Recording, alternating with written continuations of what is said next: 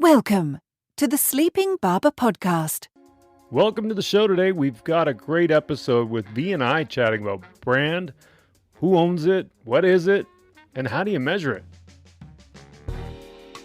Welcome to the Sleeping Barber Podcast, a place for business leaders to get the best and most credible information on marketing, strategy, and innovation. Your hosts, Mark Binkley and Vasilis Douros, share their experiences as they gather insights from the world's leading experts. Now, on with the show.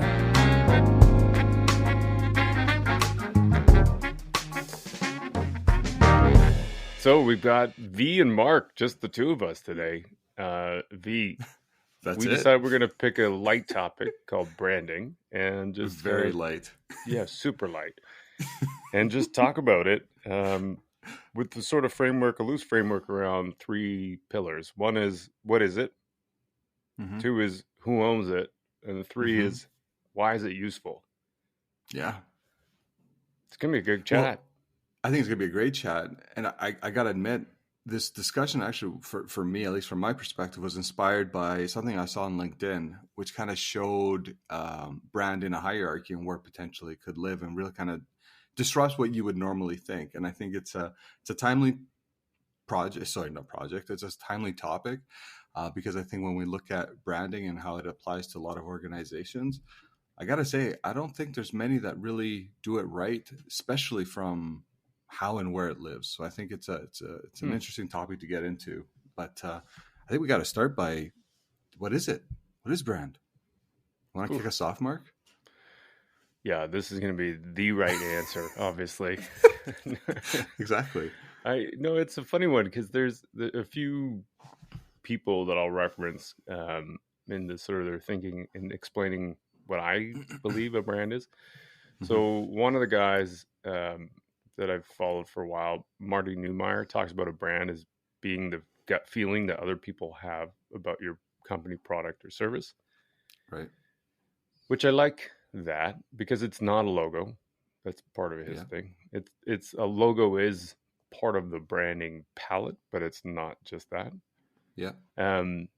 We interviewed Roger Martin. He has this really interesting idea about brand, which connects to what Marty Neumeier is saying is, and that he would say branding is about generating confidence. So creating an expectation and then delivering on that and doing that over and over again. So I think for me, those two examples or definitions or something merging those two, it'd be what I think a brand is. You know, you brought up Roger Martin. And I think it's doing some light research for this topic. I came across a quote where he says, branding isn't about advertising and PR. It's about how your firm fundamentally is going to compete. Mm-hmm. So I think it's also going into another direction where it's like that differentiator. Yeah. You and I are both in school right now, and I wrote a paper on branding and loyalty. And I loosely define branding as the very emotion and purpose it projects upon consumers. And the reason, because I was trying obviously to tie it back to loyalty as well, but the idea is it's almost like that mind space that your brand or service occupies in consumers' minds, right? And I think that's the important distinction here. You're right. It's not a logo. It's not the colors. Does that help build brand? Yes, it's the identity, but brand encompasses everything.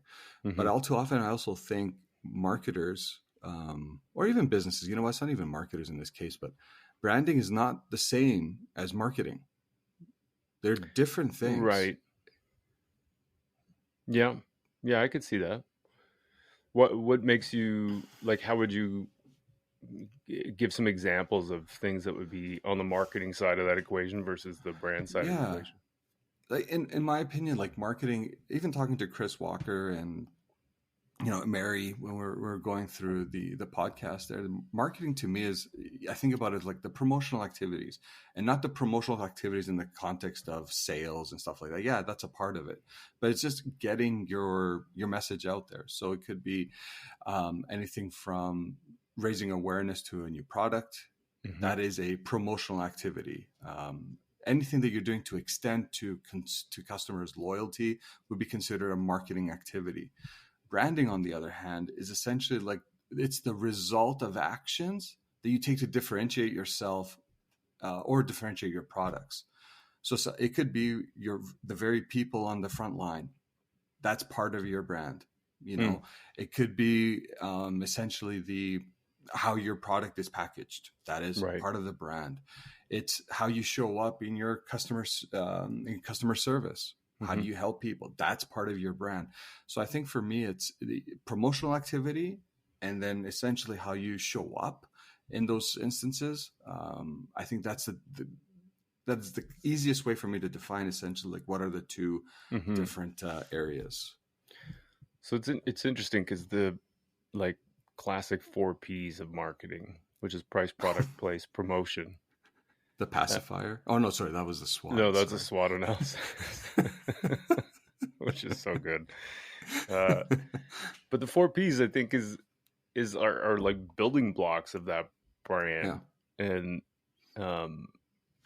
so the marketing aspect and relating it to just you hear people saying like marketing is everyone's job, and if you think about the 4 Ps, then it is. But if you think about marketing as just the promotion team, then it's just really the marketing team that does that kind of thing more so than anything. So it kind of like this is where a brand I think gets confusing, because if you think about marketing as the 4 Ps, then a lot of the things that you were talking about as brand actually become marketing. And so there's overlap between those two, quite a bit of overlap actually. So what I would challenge there, and I agree with you in context that, there's this level of understanding that everyone's responsible for marketing in your specific areas, right? Maybe that needs to be reframed in the context that brand is everyone's responsibility. Marketing and promotion is a marketing promotions team. But we use that interchangeably in a lot of cases. And I think that's where, again, we're creating this false sense of what brand actually is. Because notoriously, in a lot of companies, what do, Mark? They just throw brand underneath the marketing team. And then the marketing team is forced to become like the police, the brand police. Oh, you're doing this wrong. You're not, the font's not right. You're not using the right context. The tonality is wrong. You didn't follow the narrative document, all these things. And that's not what the marketing team role is, in my opinion. Marketing team's role is there to promote products, services, generate content, to increase awareness of something that is the brand that creates affinity, brand equity. And, Mary talked about this. I think they're two different things, but all too often they're put together just because when you think of brand, you think of marketing.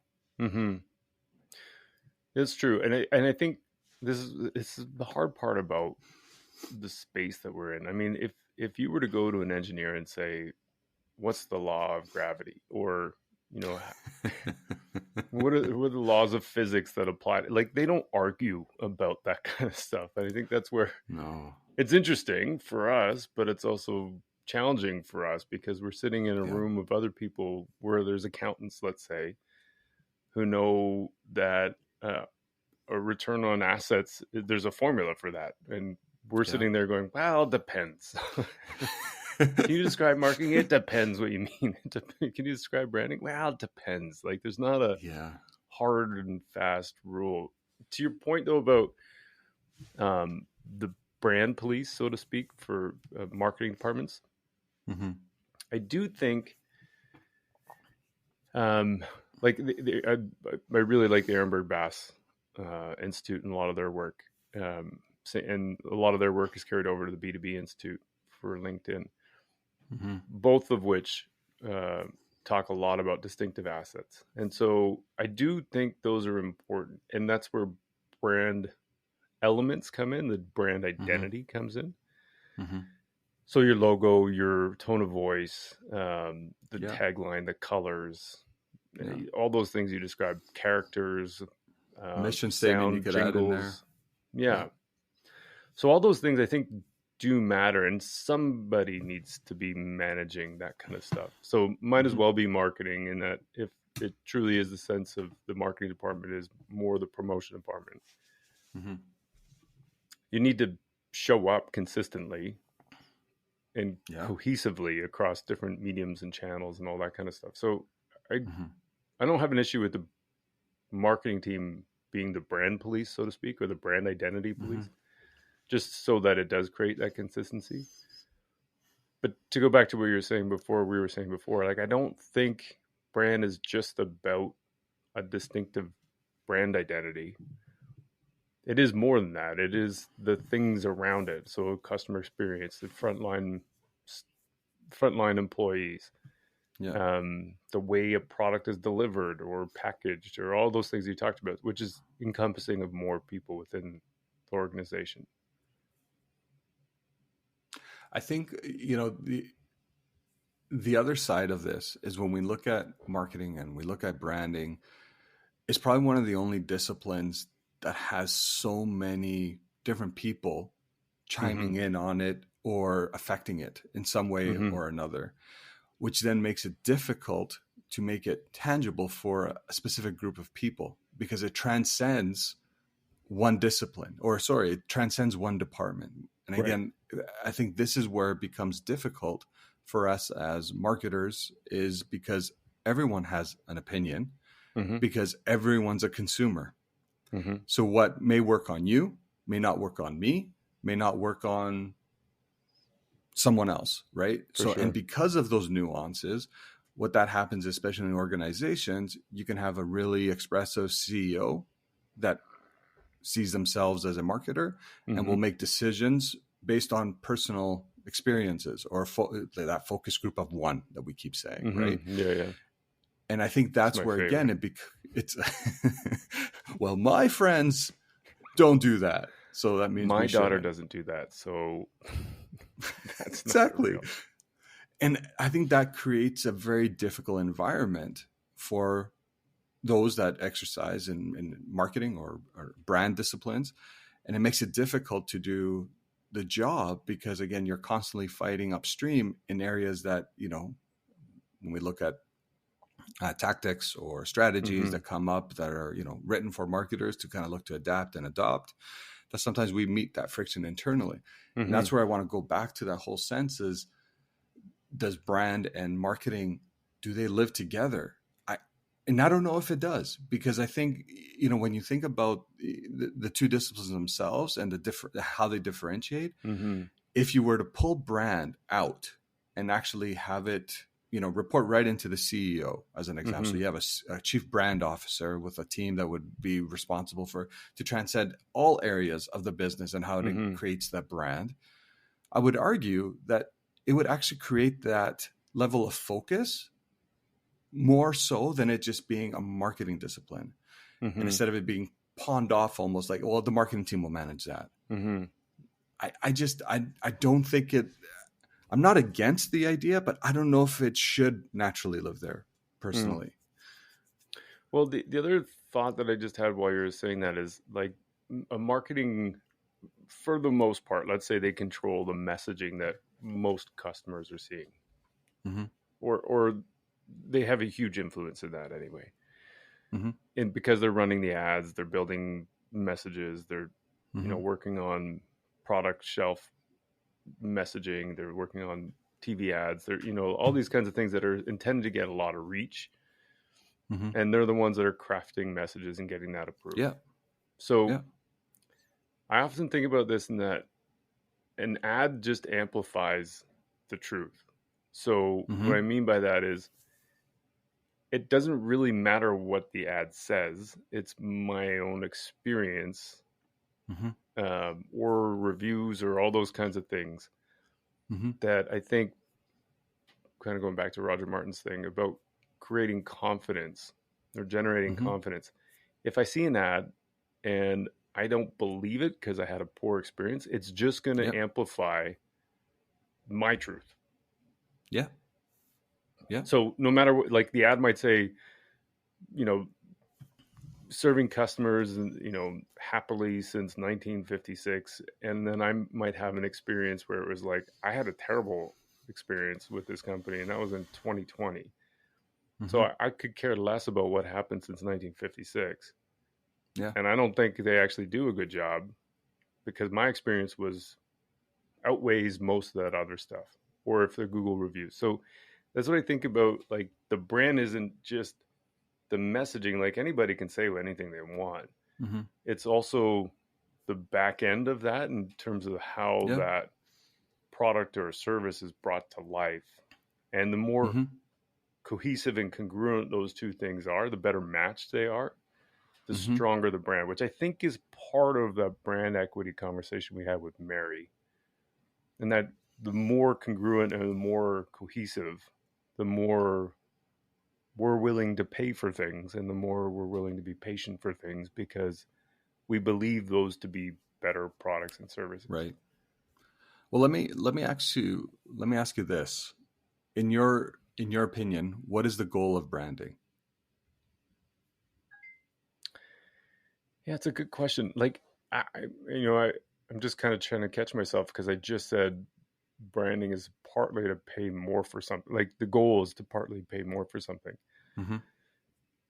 But Walmart is a really good example of a company where they have a really good brand. Their brand is about everyday low prices.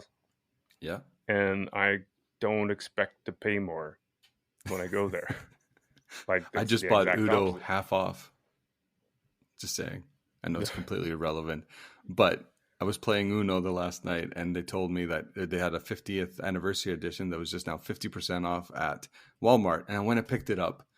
Yeah. And because I knew you talked about the everyday low prices, I knew I was going to get the best price for this. Yeah. And I thought I walked in, and sure enough, there it is, half price, walked out. That's it. Yeah. So in that sense, like, if I'm trying to think of a definition that applies to all companies, I think it is really more about that gut feeling and about creating an expectation. And the branding element from a marketing perspective is maybe, like in the case of Walmart, is to create that expectation that people know that the Walmart brand is a place for everyday low prices in all kinds of categories. Whereas in, let's say Ferrari, if I'm running the Ferrari brand, I fully, like, we don't need to advertise the price. Everyone knows it's ridiculously expensive. Yeah. But that's not why you're buying. I mean, you're buying it because the price is really high, probably, and because you expect a performance vehicle out of that expense.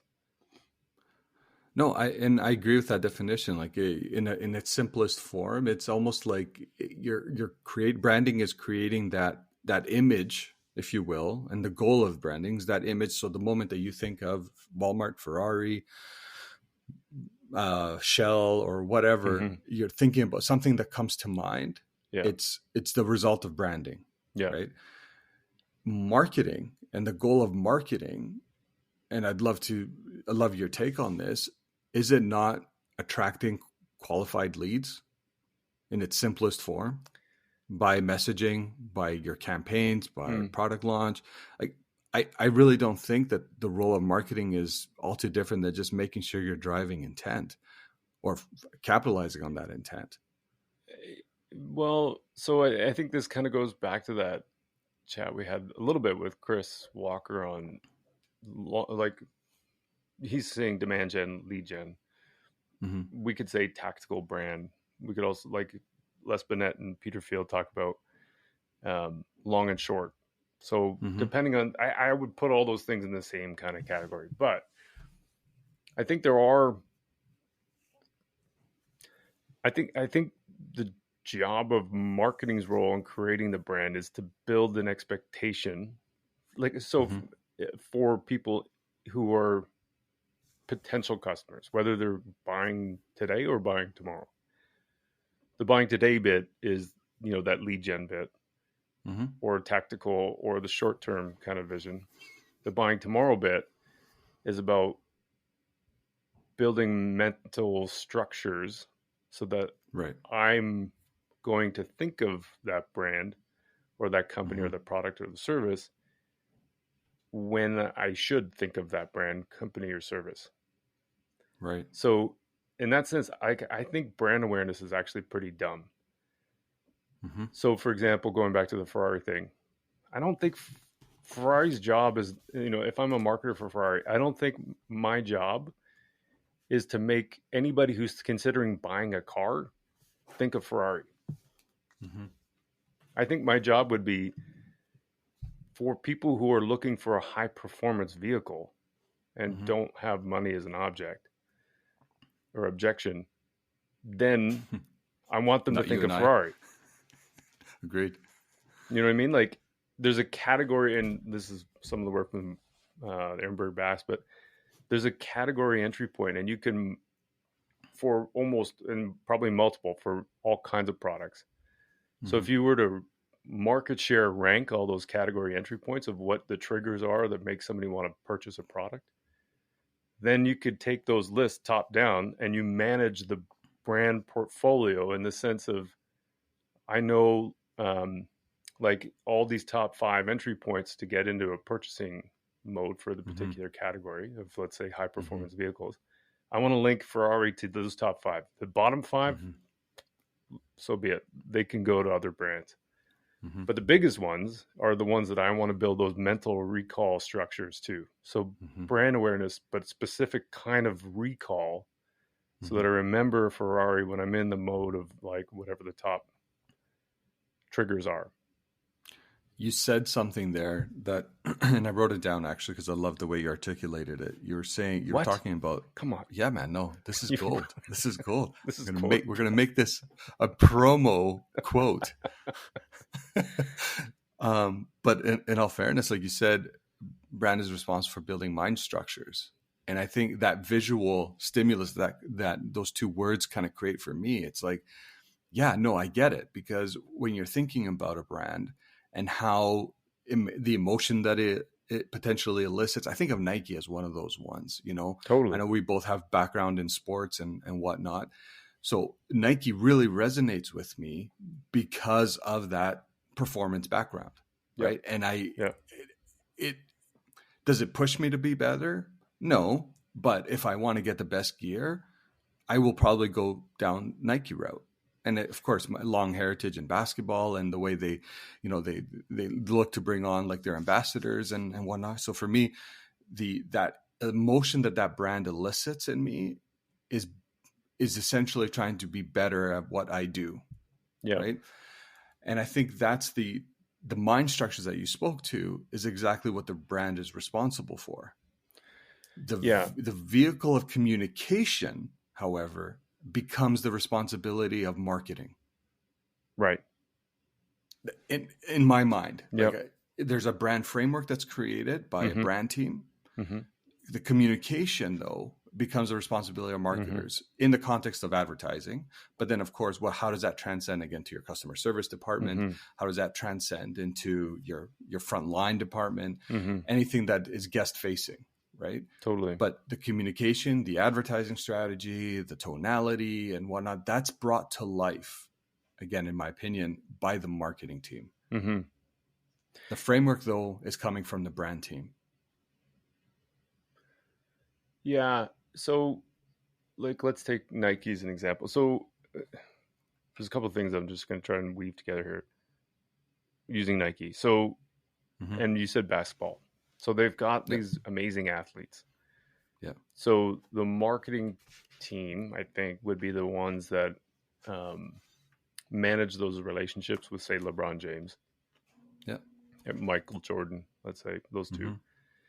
And they're using those people as part of their brand ambassadors and building a product and that kind of stuff with their names and image and all that kind of stuff.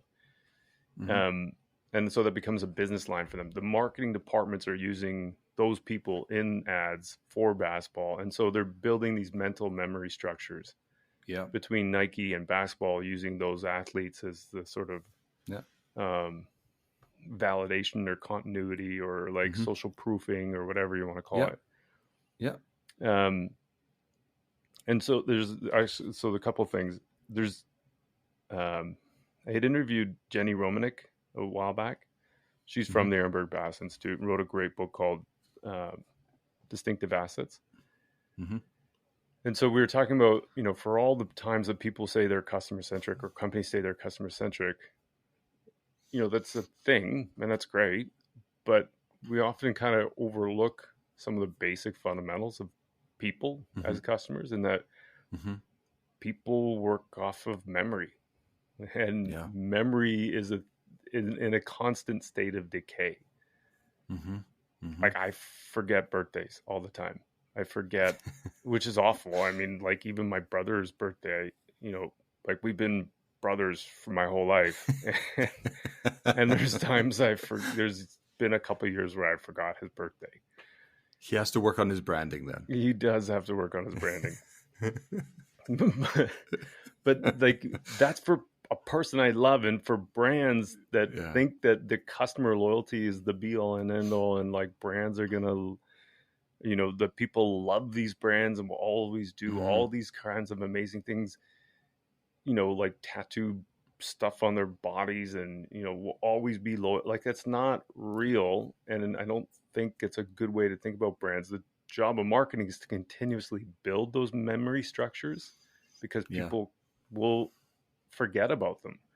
So like Michael Jordan, awesome basketball player, top of his game, greatest basketball player ever. Then comes LeBron. Then I don't know who's next, but somebody's going to come next. Yeah. And Nike's going to get that person, because now it's speaking to a new generation. And still there's this nostalgia from these other ones, but they need to continue that lineage and continue brand building, because they need to reach a lot more people and make sure that new people think about them when they're thinking about basketball and buying product. And so they'll use this whoever the new superstar is, to continue that lineage of brand building over time. Yeah. Well, it comes back down to consistency and frequency. Right. What's tying this lineage, as you speak to, which I completely agree with, is the ability to win, the ability to be at the top of your craft. So that's the common denominator that's stitching all these superstars together, right? The Jordans, the Kobe Bryants, the LeBron James, the Giannis, the Kumbo now, for example, really become like those poster children for for building that brand equity. Yep. And let's not forget, Mary, on the podcast, or our first podcast, she called consumers serial adulterers. Yeah. So for me, of course, if you stop doing that at some point, Gen Z never watched Jordan. Yeah. They may not even know who Jordan is. Yeah. It's a story perhaps that they may understand, but right now they know Giannis, or they know Kevin Durant, they know Kyrie Irving. These players they know. So it's a lot different in the sense that, if a brand just had one campaign, and think about, like, if we stay on this theme, the Pumas of the world, Addy, and some of these other brands that have come in and out of the sport. Well, it's almost like they leverage these launch and leave tactics, because they are not creating that longevity that creates that stickiness then, if you will, or occupies that mind space, or builds those mind structures, any way you want to put it, about that brand and what that brand actually elicits in your emotional state, or in that. Yeah. In that part no, that's of a good point, because mind. then there's, like, going back to what Roger was saying, like, about generating confidence. So the reason why some of those other brands may be, transient, is because they don't make a long-term business commitment to that vertical or that category, basketball, right? Yeah. And so the marketing team could do whatever they want for a period of time, but if there's no product to support it, and that's not their choice, it's maybe the business's choice for getting out of that category. Like Reebok, way back when Shaq was the guy, right? Yeah. That was like, they had the pumps, and it was like the biggest thing ever. And now I think he owns it, right? Reebok. But he has something there. Yeah. But they're not really a meaningful player in basketball. Like, I don't really know actually I'm not that close to it anymore, but it seems to me they're more CrossFit than they are basketball. And part of it is because they made a choice, I assume, that it was too hard to compete in basketball. So they went to some other area that had less competition. CrossFit, MMA became the thing. And so their product portfolio then revolved around serving that community. And so they had to rebuild their brand in order to be able to do that. And the marketing team is just one of the vehicles that had to coordinate to support the product choices that they're making and the categories that they're going after.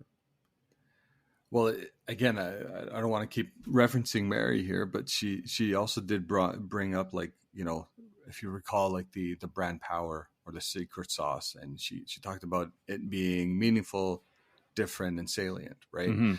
And if we look at it in the context of your Reebok example, I think you and I would be hard pressed to identify what has Reebok become. You talked about CrossFit, but that's such a niche market to really kind of double down on. But for the life of me, I cannot think of what else their brand strategy is built on currently. Something like Nike, it's very clear, like it's remained consistent, which then goes back to what Mary was saying, is that it's meaningful. One would argue the reason it's different is because they're really kind of pushing that high performance or really articulating it in that global scale a lot better than other brands are potentially in the same space. And I think when we're to get to that point, the Nikes of the world, and I know it's always like the Nikes or the Apples of the world, you have to think about the amount of work they actually put in to get to the point that they are today. Totally. You can even add the McDonald's, you can add totally any of these big brands. And it's that consistency that has been there over the last 30, 40, 50, 60 years, or whatever the case may be, that helps build that brand affinity and that brand story. When you lose consistency, and this is, again, the struggle where organizers sometimes don't see the value in brand, and why I believe it needs to be split out from marketing, is because it's like, well, you know what? We turned off all our marketing campaigns, or we turned off any brand awareness campaigns, and we're still driving sales. So what happens is people are looking at it through the lens of short-termism. But the long-term effect, that pause or that reduction in budget may have, will be down the line, because you stopped seeking that mind space that was occupied by your brand. And all it takes is another competitor, fresh new look, offering something different. Then all of a sudden it's just like, you know what? This sounds pretty cool. I'm gonna go check this out. Well, that's the part that I think Mary was talking about, which is the customers or adulterers. Yeah. People, I mean, I'm trying to think of something I'm super passionate about. So, well, both of us are cyclists. Yep. What's your favorite? I mean, I have Rafa clothing. Yeah. They're a pretty good brand. Like, I really like them. Yeah. I don't only own Rafa clothes. I have Sugoi. I want to buy some other stuff. Some of the Australian brands that are out there. Yeah. Cafe du Cyclist is super cool. Like, I want to get lots of that stuff. My shoes are Giro. My helmet's Giro. My glasses are Oakley. Like, I'm not loyal. No. The way that brands think of loyalty. Like, I'm a loyal cyclist. I'm an avid cyclist. I like doing it. Yeah. You and I both do. Yeah. But neither one of us would say that all of our gear is exclusively from one company. No. It's just not realistic to think like that as a brand. Like, I don't think, as a company. And I think it's more detrimental to think of building customer loyalty as the end goal. It's not. And I think that's where Nike and McDonald's and all the big Apple, they grew because they acquired more customers who then become more loyal. Right. But they don't grow because they have these loyal customers that only buy like 1,000 True Fans ideas. They buy everything you do. Because eventually those 1,000 True Fans are going to stop buying eventually. Yeah. And then you need to do what? Find more customers to replace the ones that just churned out, because churn is inevitable. Yeah. And how do you find those new customers? When you think about you can have, yes, you have your loyal base that you can likely go back to that well consistently and helps drive sales, revenue, and all the rest.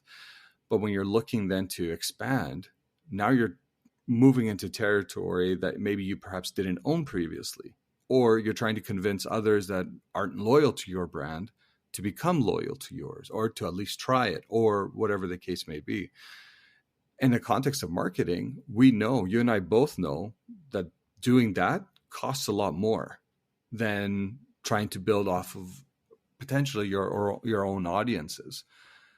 But that is, again, the secret in building that longevity in a brand, is making sure that you're still reaching outside of that space. I don't know that it costs more, though. Like, maybe I'm misunderstanding. Are you saying that it costs more to get new customers than it does to keep old ones? Well, in the premise, yes. So, the one that's already been loyal will likely not need to be sold the product or service in the same way. May not need to ingest so much content to try potentially. So the recency and the frequency required to bring in someone that new is going to, quote unquote, cost more.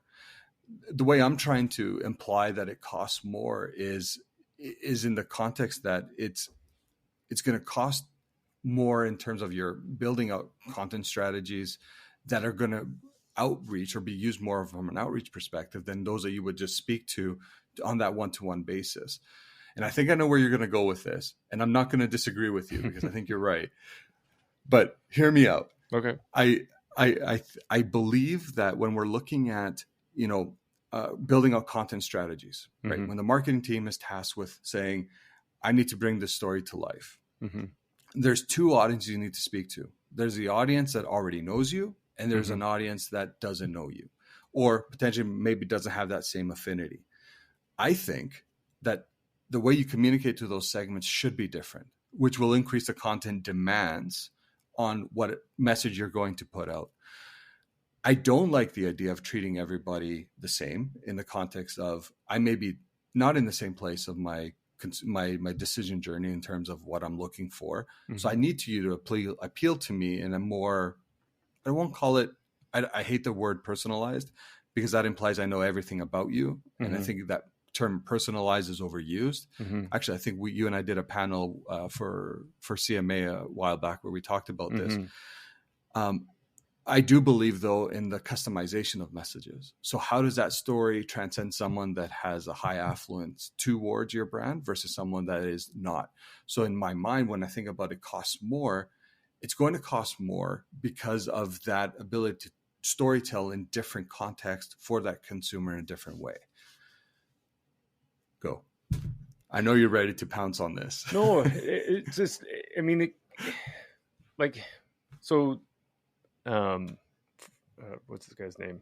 Frederick Reinhold, I think, is the guy that came up with that notion that it costs more to make a customer than it does to keep one. Mm-hmm. So, again, kind of a convert to Ehrenberg Bass's work, but they did some research looking at it. I went and read the source file that statement comes from. It's a thought experiment. There's no truth to it, but it becomes one of those things. Actually, Roger Martin talked about this, where stupid ideas sometimes just take root and then they become fact, like bloodletting or making water pipes out of lead and stuff like that. Mm-hmm. Mm-hmm. It is one of those things where it has no validity to it from the statement, but all of us say it. So, for example, let's say we have a budget, I don't know, whatever it is, $10,000 to mm-hmm. produce a piece of content. Mm-hmm. And we're going to distribute that to 100,000 people. I should have done mm-hmm. this differently. Let's call it $100,000. It's too early to do math. Let's say it costs us $100,000 to make a piece of content, and we have 100,000 known customers that we distribute that to. Let's say it's email, and it goes to all of them. So then you mm-hmm. would say that's $1 per person. Mm-hmm. Let's say we take that $100,000 and we send it out. Oh, wow, I'm going to try and figure out the math on this. But let's say we have $100,000 to produce a piece of content, and then we spend another $100,000 to reach 1 million people. Right. So the cost per person is, I hope the math works out on it. I can't figure it out. I think it's cheaper to do it that way to mass reach than it is to the known group of people. So and even at that, like, it's not really that meaningful because we still have to reach them all. Because I have no idea. Just because they're a known purchaser in the past doesn't mean they're going to buy now. I have to also reach people who I don't know who are going to potentially buy in the future, who are maybe light category buyers or non-loyalists or whatever the case may be, whatever you want to call them. But I still have to reach them all because my media spend and exclusion targeting, all that kind of stuff may be unique and different for reaching those groups. But if I'm trying to drive revenue and I'm trying to drive growth, I have to go to all of them. Mm-hmm. So then in that context, then for me, what becomes important, and Chris said this as well, intent becomes important. I agree with the broad reach tactics, and obviously you always want to introduce those elements in any campaign, any messaging that you put together, because it just helps, not maximize, but it helps really kind of create that reach that you want from any campaign. You don't want to just focus on, those that are, already visited your website or already abandoned cart or hitting that email audience. There is that notion though that, 80% of revenue probably still comes from 20% of your traffic or 20% of your CRM database or 20% of something. I still believe that relation exists. I see it today. But, looking at reach through that lens, I don't disagree. But would you agree that the content needs to change though? Or is the content and the way you're consuming it doesn't even matter? So I'm going to go tell my story, my brand story. And it doesn't matter if you're in my ecosystem or you're not. I'm just going to tell it one way. Do you think that there should be a differentiation there that goes in back and creates that affinity that we're talking about from a brand perspective? Or do you feel like it doesn't even matter? It's a tough one. It's all, I guess this is where it depends. I'm going to go back to there it is. It depends because I think, if you're building a message that reaches a lot of people, some of which, let's say you buy TV. I just read an article this morning about TV is the best medium to reach light category buyers. Okay. So let's say we do a TV campaign to promote the brand. Let's say it's a new thing, a new shoe, the new LeBron shoe is coming out. Let's go back to that example. Okay. We have the company's built all kinds of new shoes. They're distributing them. They're going to be in stores on whatever date, June 1st. We're trying to promote this new shoe to all category buyers. Cool. So we got this new shoe. I'm going to use TV because it's a great medium to reach a lot of people, whether they have been past purchasers or not.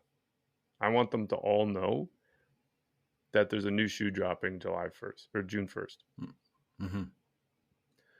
For people who are in our database, I may have like an insider's email, like here's where to get it on June 1st. Would I make it exclusively available to them? Maybe, if it was a limited run and I wanted to create buzz. But if I have like, I don't know, 5 billion pairs of these shoes,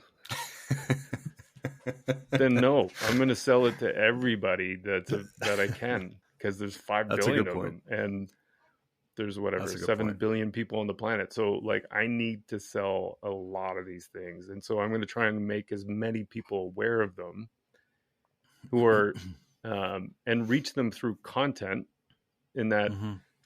probably a guy that plays rugby, I'm just making this up, but a guy who plays rugby or a painter may not care at all about the new LeBron shoe dropping. So in that sense, the creative itself is going to be targeting people, because it's not for painters. It's for people who want to play basketball or think about, basketball or want to be associated with basketball. Sure. So that would be in my mind, the difference of where that, like, it depends. The classic answer from a marketer, right? It depends. And you know what? If I had 1,000 pair of shoes, I wouldn't do a TV campaign either. Exactly. Right? Like, I would go just to the exclusive hardcore buyers, or maybe through some influencer network, or sneakerheads or something like that, where it's exclusively for a small group of people. Yeah. No, I don't disagree with anything that you said there. Obviously, what we're trying to achieve in, say, the context of the shoe, if 5 billion versus 1,000 pairs of shoes, and how do we bring that to life? It's going to influence, obviously, the marketing mix that we use, or the media plan that gets created, and how your target audience is going to be essentially created to achieve those results. So that's a big part of, in terms of, like, how's that brought to life. Now, if we tie it back to the branding exercise that we're talking about, where I think the cost comes in is if there's already an affinity or a know of your product, could be a case to be made that maybe I don't need to spend as much on some of those outreach tactics, because there's already an affinity towards the product, and I could potentially, target that, that consumer more efficiently. Again, I get what you're saying, that it depends on how many of those shoes we need to sell. What does that audience actually look like? And I can't quantify this. I'm not saying that, I have a mathematical formula sitting in my back pocket that I pull out every time to prove to the C-suite that this is how it's done. It doesn't exist. And we're going to get into measurement in a second. But I do believe that there's something to be said with the consistency that gets created by brands. I believe over time, I got to be careful how I say this, but the recency effect costs less to remain top of mind than it is trying to build something net new. For existing customers. I could see where you're going with. I mean, let's use the Nike thing. Like, I'm wearing the shoes, so every time I put them on, I'm seeing the logo. Yeah. So there is certainly a recency effect that is there because you're using the product. Yeah. Let's get into your favorite topic, Mark. Okay, what's my favorite topic? Brand measurement. Oh yeah, that's it. That is one of my favorites. I need you to talk to me about NPS. Ooh, yeah. So Frederick Reichel is the same guy that came up with NPS. So NPS is a really interesting tool in that it literally asks people a question on a scale of 0 to 10. Please tell me whether you would recommend us to a friend. Based on that single question, then you take the promoters, which are, I think is it 8, 9, 10 or 7, 8, 9, 10, minus the detractors, which is like 0 to 4, I think it is. And then the neutrals, 6, you just throw them out.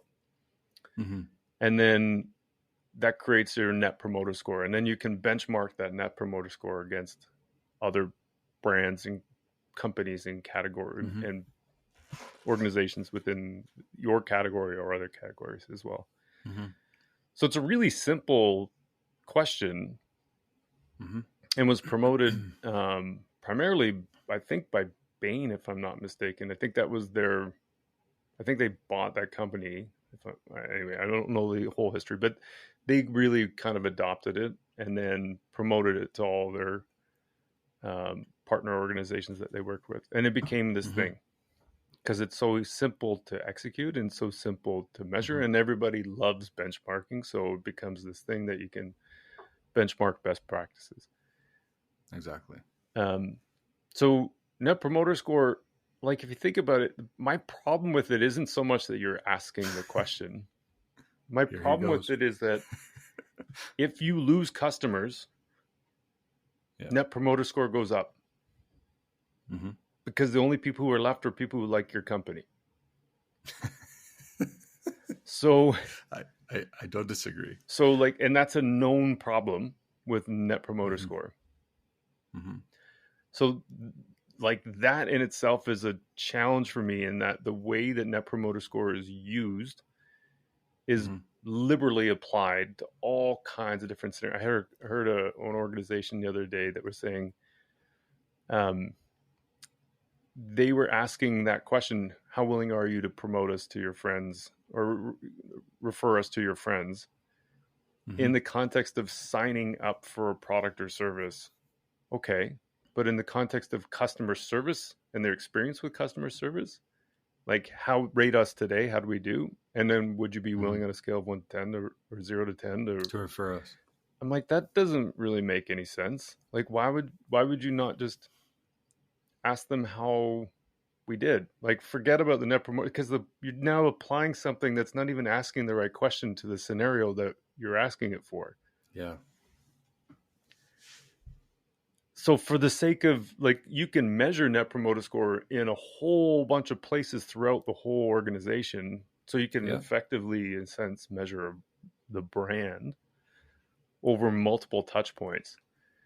But I don't think it's the right measurement and the right metric. And there's some false positives that we just talked about. Like, as you lose customers, your score is going to go up because the only people that like you, or the only people that are sticking around, are the ones that like you. So that's not super helpful either. It's not predictive of anything. No. So that's my challenge with Net Promoter Score. And unfortunately, I'm going to get into this in a second, I don't think there's one metric to rule them all when it comes to brand. No. And I think that's what creates that ambiguity again within organizations, and why it becomes a very difficult sell sometimes internally to kind of make that case. Revenue. Can that not be a brand metric? Totally. Yeah. Average transaction value could be a brand metric. Right. And I think that we've disassociated sometimes those, at the end of the day, the things that actually matter to the business, which is revenue, average transaction value. We disassociate brand to say, you know what, brand is just helping build the upper funnel. And by the way, I don't want to get into the whole funnel conversation, because that's a whole other shit show. Because I think we've exasperated what that funnel looks like, and I don't think it's in the same context anymore. But for the sake of argument right now, brand will naturally position themselves as being those upper funnel tactics, creating that affinity, creating the why, creating all that.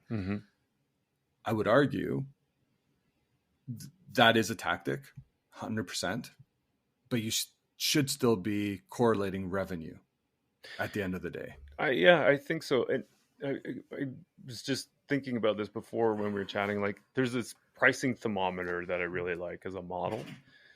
And so it kind of talks about the base price. So that's your cost for manufacturing, delivering any kind of product to market. And then above that, there's like perceived value, and then intrinsic value, and all kinds of different things. But brand, historically, when we talk about it, is like in the case of Ferrari, where we say, well, we're building this brand, or Starbucks, because it increases the perceived value, and therefore that's how you can measure brand. Or brand equity is the difference in terms of the actual cost that people are willing to pay comparison to the competitors. So like, I was just doing the thing this morning, a cup of Starbucks is 23% more than a cup of coffee at McDonald's.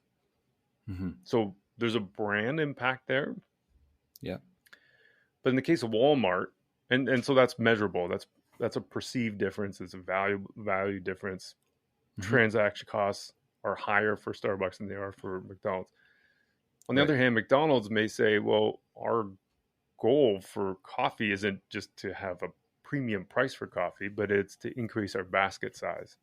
Or as in the case of Walmart, to be known as the place for everyday low cost. It's not just that you went and bought a deck of Uno cards. It's maybe that on average, your basket size is bigger, and therefore the margin per transaction is higher because they're increasing the revenue that way. So there's certain amounts of brand elements that is tied to revenue that it doesn't always have to be about a price premium, but it's about,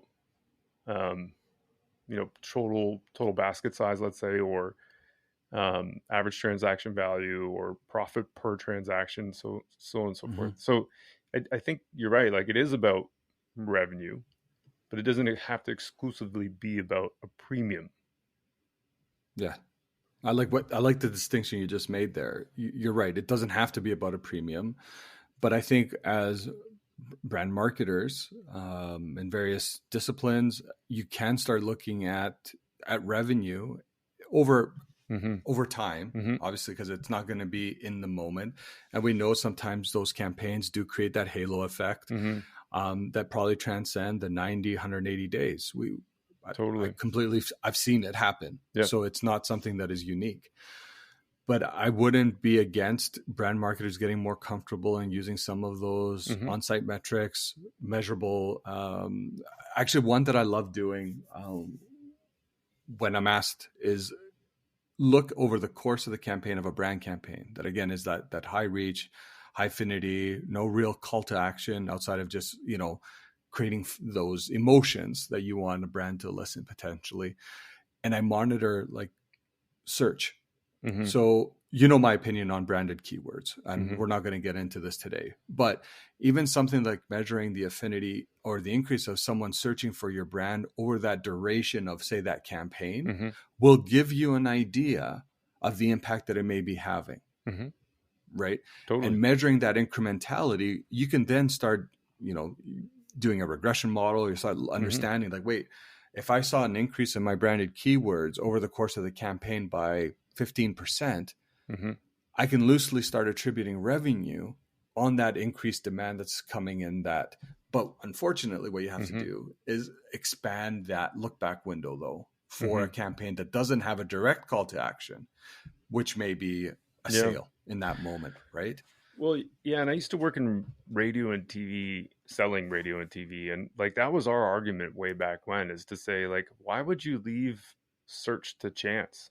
Like, people might type in things like, let's go to coffee near me, but why would you leave that to chance? Why not tell them to search for Starbucks near me or McDonald's near me or something like that? Like, give them the words to use, and then you have this share of search thing that you're looking at, which there's lots of good evidence. And like James Hankins and Peter Lesbinet have both done share of search analysis, and it's in a whole bunch of cases been predictive of future market share and sales.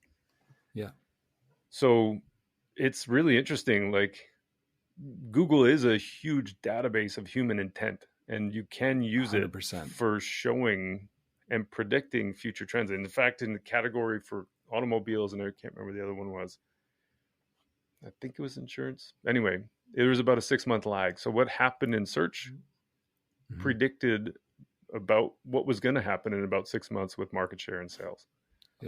So that's 100% an interesting thing. And it's not so much about whether it's an emotional campaign. I mean, that is a thing. Like, the emotional campaigns are generally brand campaigns, but I think what ultimately is really happening there is that you're trying to build memory, and people who aren't in the market today aren't going to pay attention to that 15% off because they don't need it.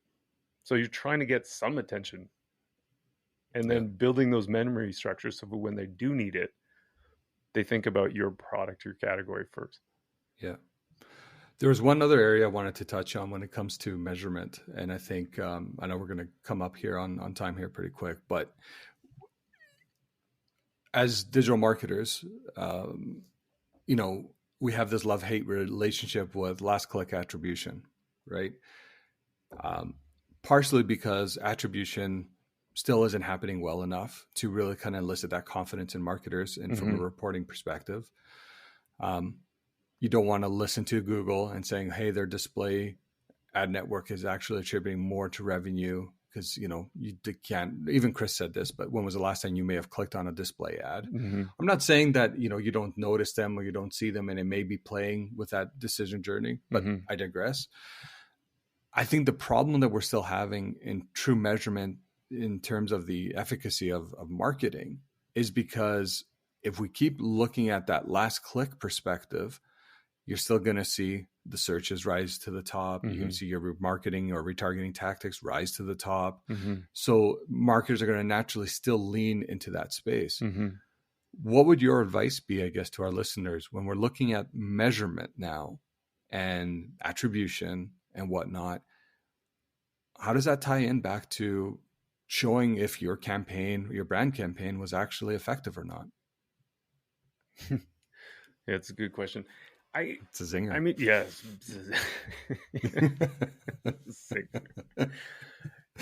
Yeah, I'm super curious to hear what you have to say too, because I mean, we both have played in this space a bit. Here's, from my perspective, attribution, like you and I both worked in retail, both worked with significant budgets, both managing search on Black Friday and Cyber Monday. Yeah. Super interesting experience for a whole bunch of reasons, but it's literally like watching the stock market ticker and you're just like managing your budget and just putting money from this one that's underperforming in terms of ROAS and in this one that's high performing. And performance is literally all about how much money we're making off this category, search keyword, whatever, per like almost to the minute. So you're constantly moving money around just to get the biggest bang for your buck. Totally. On a day like that, I think last click attribution is a good thing. Like, what else are you going to do? Right? Like, because there's just a ton of people in the market buying all at once in a single day or over a period of days. So I think, last click attribution has a role, but that was a single channel. We're looking exclusively at search. Now, if we were to say, well, we should do the same thing with Facebook and YouTube and our TV campaigns, you can't. You just can't. Plus, you're running into a situation where then you have to guess on, if you're going to go last click on all those different channels, you're going to have to guess on which channel deserves the credit. Yeah. Because my Facebook ad may be getting credit from Facebook for creating that sale, but Google's going to claim credit. And then if you're on Amazon will claim credit. I mean, that may be a unique scenario, but all these channels may be claiming credit. Meanwhile, TV and radio are sitting there going, I can't get any credit. So somebody throw me a bone. Yeah. So then you run into like complications. So I do think there's scenarios where last click is valuable, can make sense, like in that scenario with Black Friday. Yeah. In general, though, I don't think it has a lot of value for a whole bunch of reasons. Most of the other time, in part because of that duplication of credit. So who's going to get the credit? Yeah. And then what are we actually doing? Because then a natural inclination, it's the same thing as branded keywords. Your natural inclination is to go to where you're getting performance. So branded keywords are always going to be amazing because people are typing in my brand and my ads are serving them and they're clicking on my ad. So great, massive performance, but people were going to go there anyway. There's tons of studies that prove that. Yeah. So then as a marketer, if you're not taking or capping your budget on branded keywords, then you may actually be like hurting yourself because you're not reaching new people. You're just reaching the people who are already thinking of buying you. So it has to be both. You can't go all in on last click model or like high performance sort of metric, I agree. click-through metric or whatever the thing is, because you also need to reach new people, and things like TV come into play, and things like, I don't love display ads, but things like that. Radio matters. Things like, reach tactics matter. Things like a brand video, let's say, that's a highly emotive one with a new Nike LeBron shoe coming out. June 1st, you said, right? Yeah, June 1st. It's going to be amazing. But to like create that amazing sort of sensory experience and like get you excited about stuff, and even have people who are just casual buyers of that particular product even know that it's out there. Right. That matters. Yeah. No, and you're right. And it goes back to, from a marketer's perspective answer, it depends. Right. And it really does depend. The Black Friday is a great example where likely on that day, you're going to attribute a lot of your success to your CRM database or your email database and search. That's going to be, but the reality is you've already been building affinity or the sense of why choose that product or that service over that time over Black Friday, even before that, right? So then now the decision's already been made. People have already done their research, and now they know that they want to come to brand X or company Y to make that purchase. And you're trying to capture that share of wallet over that day. You touched a little bit on brand, and the only thing on branded keywords, and the only thing my recommendation would always be on this is, if you want net new customers, you invest money in the generic keyword space, full stop. Like, you can't convince me otherwise. Where I see value in investing in your branded keywords, and I'm going to sound like a Google rep right now, but is when you look at, where the search behavior is coming from. A lot of it is coming on mobile devices. And there is an opportunity that, because of the SERP page on mobile is a lot smaller, that if you're not, and the attention spans are different, because remember, when you're searching on your mobile versus your desktop, you're in full research mode. Your mobile, it's like you're skimming, at least that, maybe that's more, again, focus group of one means everybody does it. Where I do see value in investing in your branded keywords to reduce the friction. But as long as you're not tying back performance because of that, and saying that this revenue was likely going to come my way anyways, I just made it easier for my consumer to find me. If you put it in that framework or in that mindset, then it's okay. But if I were to make a suggestion in the context of, like, it should almost be like a 70-30 split. Or if you have extra money, you've topped up everything else in your marketing campaign and you're content, then put it into branded keywords. And again, my opinion, it's what I have seen has been successful over, the course of my career. But there is value in investing in brand, but you got to do it in a very strategic way. You can't do what Google says and make brand, top that off first, and then look at the generic. Brand, you mean branded keywords? Branded keywords. Yeah. Exactly. Yeah. So now going back to the measurement side, and I'm not going to say this is perfect, but I would lean heavier on some of those attribution models that even, if you look at Google Analytics 360, what they have in there, as long as you've set it up the right way, I think it is a great way to start telling that holistic story. It's not perfect. I know it's not perfect. And you can invest in other technologies to do that for you. You can get an amazing data science team. But we know that it's the frequency that impacts the conversion. It's not the one tactic alone. So anything that kind of shows that peripheral activity and kind of reports on it in some way, I think is actually a benefit to marketers and digital marketers and anybody for that sense, to kind of show that affinity. And it actually, in my opinion, helps create that story or that halo effect some campaigns may create for you that may not have that direct call to action. So last click is great to show like an action in the moment. Black Friday is a great example. I still think it's important because it's still very definitive. It's like someone searched on this keyword, clicked the link, and actually came to my site to convert. There's a lot of power in that transaction or in that framework as well.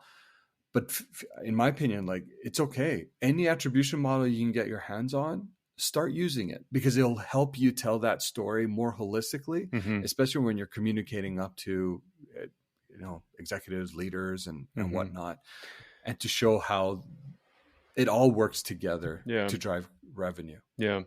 I think it's a bit of a double-edged sword, because you and I've been down this path, but like, you can show them the numbers, and you've got your Excel spreadsheet, and you show the last click ROAS numbers or click-through rate or whatever the thing is.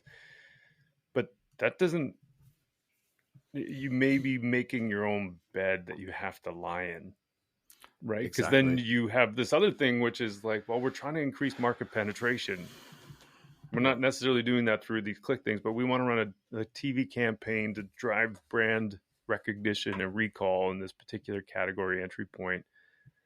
And then they'll go, okay, well, how are you measuring that? Because I see money here. That's not money. So what is that?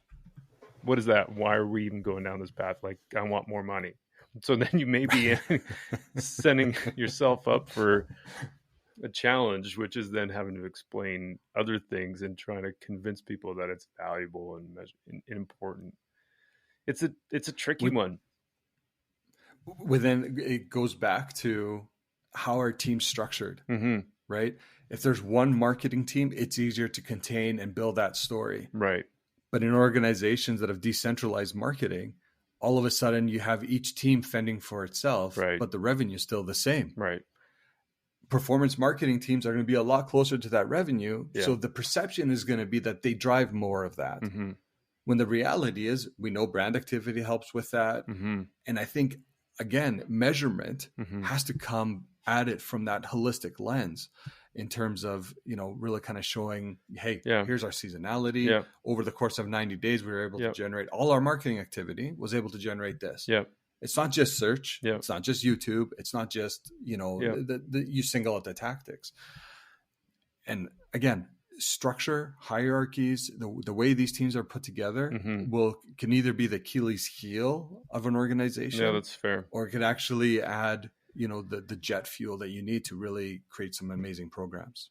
Yeah, I agree with that, V. I think there's like the balanced scorecard approach, if you want to call it that, to marketing or to branding and measuring brand across all these different touch points.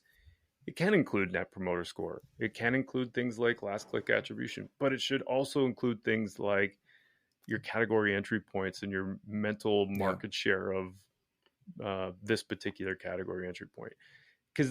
And it should include things like your customer effort score, like how easy was it for you to get blah, blah, blah, or you know what I mean? Like it's not just one thing. And I think you're right. If you have a team that's all working towards a common goal, even if they're not on the same teams, but they have a common scorecard and they understand their role in influencing the metrics on that scorecard, I think that can be a super helpful and productive tool.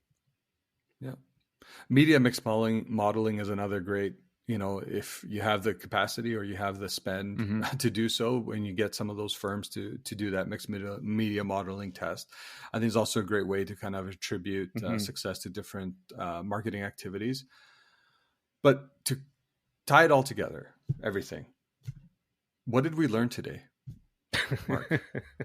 We learned I can't do math. I think that example I gave was 20 cents per person as opposed to $1 per person. I think if I did it right, I might have actually figured it. But outside of that, I mean, it's like, I think we talked about brand. What is it? Who owns it? And why is it useful? Yeah. It's a really complicated and complex thing. And I think that's what makes it so interesting. Brand itself. I think what I learned is that it really does, from a brand perspective, it is owned by everybody in an organization because we all contribute to it. And I think it is useful. One thing we didn't talk about, but I think is valuable, things like accounting metrics, like we just did our accounting course, but things like inventory turnover, I think is a really important metric that I'm going to be focusing more on, because that speaks to cash flow. So that's an important aspect of any company. And so it's not even a metric like ROAS we're talking about, or, brand recall. Yeah. It's like a real thing that drives cash flow. So I think that's an important thing to look at. And I suspect good brands have better inventory turnover. Yeah.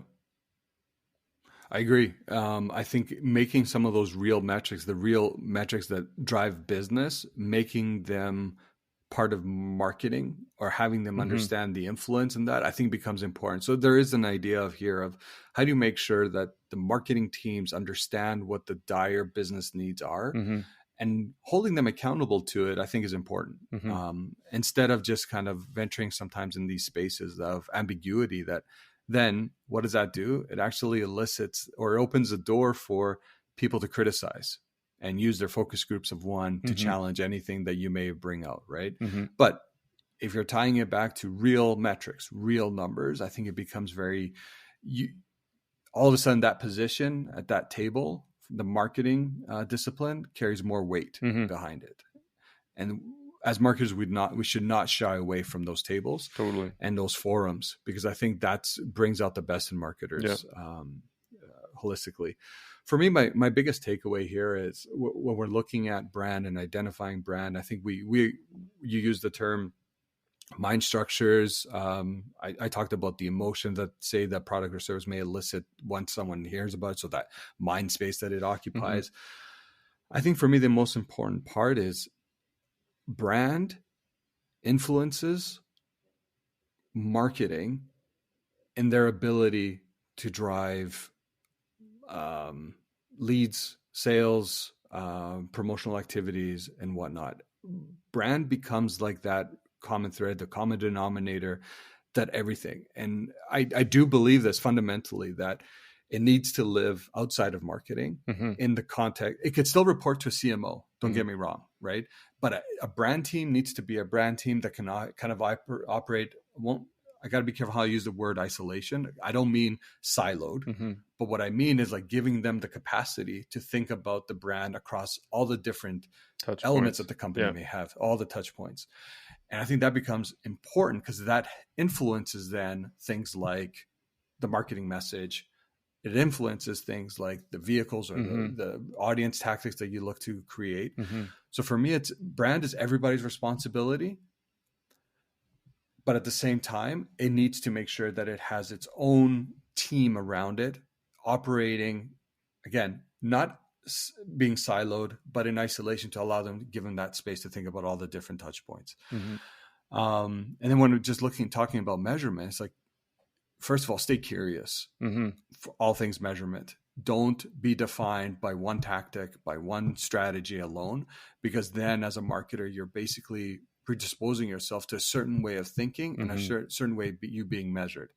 And unless you've been able to crack the nut on how to measure marketing and whatnot, and you're completely comfortable in that, you have to make sure you still allow for the outliers and explain some of those outliers in the best way you can. And that's where I do believe investing in an attribution style model is important, because it does account for some of that grayness that exists in our disciplines a little bit better than just sticking to things like a last click attribution model, or investing time just in one platform. Facebook did generate so many clicks, and here's my revenue from that. It's like, yeah, it could have been the fifth thing the consumer saw in that context. And it's like, you know what, now I'm going to pull the trigger. And I like that too, Via. Like, I think it makes sense because not everybody's going to have an e-com platform. So, especially a lot of B2B organizations don't. So coming up with some kind of an attribution model, and maybe this is like the idea of the balanced scorecard, but having something that shows the levers that are driving your business forward. I think that makes sense, which requires a lot of collaboration to get those numbers and to get agreement and alignment on. So it's hard. The easiest way to look at that is, what does the CEO care about? Marketing should care about the exact same thing. Yeah, that's a good call. I'm sorry, I gotta jump. I gotta get my kids to school. All good, This is such a good topic. Yeah, man, an easy one for an idle Tuesday morning. Yeah, exactly. Well, this will be fun. I'm been looking great, forward buddy. to doing it again. We'll have to pick something as juicy as this for the next one for sure. I'm sure we'll find something. Yeah. All right, buddy. Okay. Well, have a great day. You too.